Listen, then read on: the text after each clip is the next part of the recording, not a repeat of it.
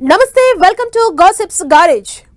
జూకీగా నహి ఎట్లయితే గట్లాయే, స్థానిక పోరులో పై చేయి సాధించాల్సిందే.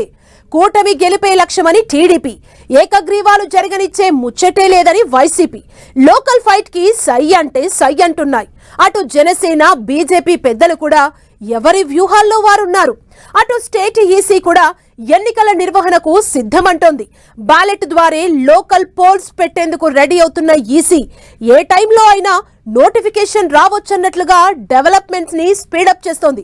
ఇదే క్రమంలో ఫైనల్ ఓటర్ లిస్ట్ వచ్చాకే ఎన్నికలకు పెట్టాలంటుంది వైసీపీ. ఇంకా బీసీ రిజర్వేషన్ల లొల్లి ఎటూ తేలడే లేదు. అటు ఓటర్ లిస్టు, ఇటు బీసీ కోటా లొల్లి స్థానిక పోరు స్కెడ్యూల్ ప్రకారం జరిగేనా, బ్రేకులు పడేనా?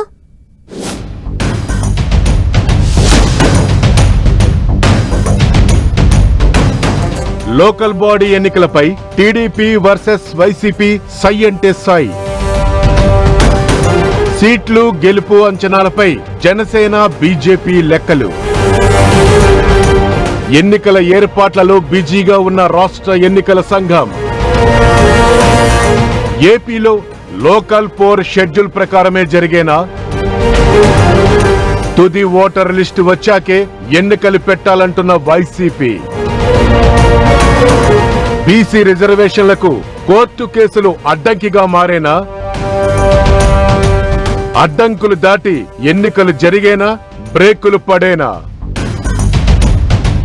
ఏపీలో స్థానిక ఎన్నికల ఫీవర్ మామూలుగా లేదు. ఇటు కూటమి పార్టీలైనా, అటు వైసీపీ అయినా, మరోవైపు కాంగ్రెస్ కూడా ఏ మీటింగ్ పెట్టినా లోకల్ పోరు ముచ్చట లేకుండా సమావేశం ముగియటం లేదు. ఆ మాటకొస్తే లోకల్ బాడీ ఎన్నికల సమాయత్తం కోసమే ప్రత్యేకంగా సమావేశాలు పెడుతున్నాయి పార్టీలు. టీడీపీ వర్కింగ్ ప్రెసిడెంట్ మంత్రి నారా లోకేష్ ఆల్రెడీ జిల్లాల పర్యటన స్టార్ట్ చేశారు.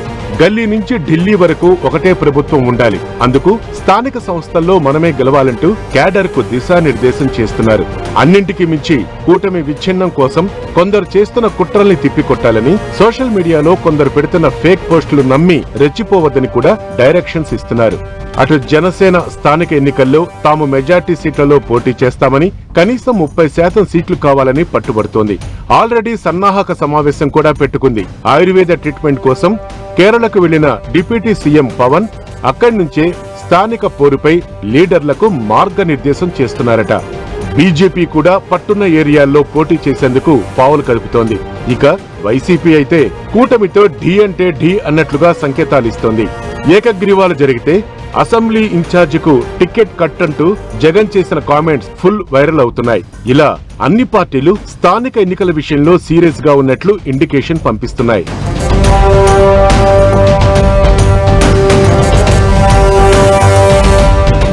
ఇక లోకల్ బాడీ పోల్స్ పై ప్రభుత్వం క్లియర్ కట్ డెసిషన్ తీసుకుందని చెప్తున్నారు.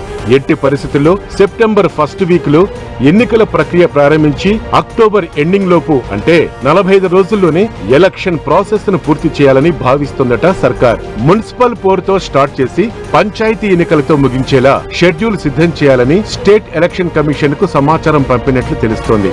రాష్ట్రంలో పంచాయతీ పాలక వర్గాలకు 4 నెలల క్రితమే గడువు పూర్తవుగా జెడ్పీ, మండల పరిషత్తులు, మున్సిపాలిటీలకు త్వరలో గడువు ముగియనుంది. ఇప్పటికే పలు మున్సిపాలిటీలు, పాలక మండళ్లకు గడువు ముగియటంతో అధికారుల పాలన కొనసాగుతోంది. దీంతో సెప్టెంబర్ లో ఎన్నికల నిర్వహణకు ఇబ్బంది ఉండదని భావిస్తున్నారట.